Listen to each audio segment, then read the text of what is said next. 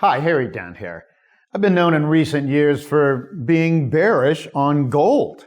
And of course, if you listen to most of the people that are saying anything near what I'm saying, that, hey, we've had the biggest debt spree in history, demographics are slowing, on and on and on. We're due for an economic crisis.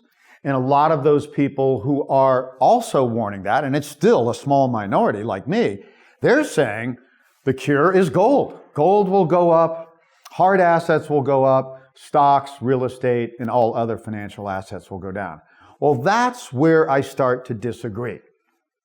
This is where our four-season model gives us insights that other people don't have.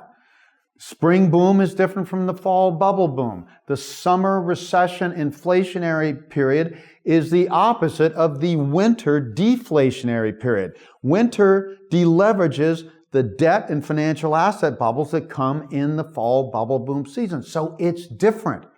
Gold was the best way to protect your assets. Gold and commodities was the best way to protect your assets in the Great Recession of the 1970s, where stocks adjusted for inflation just went down, down, down from late 68 to late 82. 14 long years where it didn't make sense to just hold stocks as usual.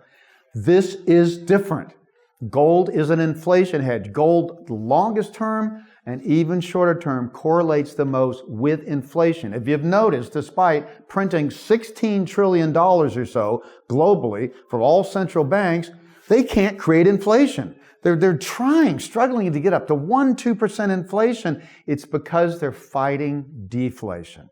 So since gold's an inflation hedge, gold has continued to go down and disappoint the gold bugs.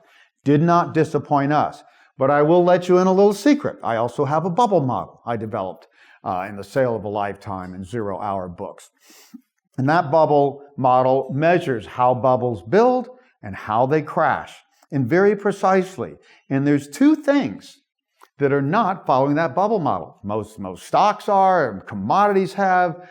Countries like Japan that have already gone through their bubble peak and burst follow these models beautifully. Something, again, economists say, oh, nobody can predict these. They're black swans. They're anything but black swans. Gold is not following that model. Yeah, it did bubble up, just like stocks. It did start to crash, just like stocks, but it has been basing out. It did not go back to what I call its bubble origin. So unlike the internet bubble that came before it, that we've been measuring things against, and other bubbles, this thing has been basing out. It bottomed around 1,050 in late 2015, and it's kind of rallied, but it's not. It may just base here and then end up in another long-term boom. I have always said the next 30-year cycle in commodities, which peaked in 2008 to 11, 2011 for gold, 2008 for a lot of other commodities, has peaked, has burst.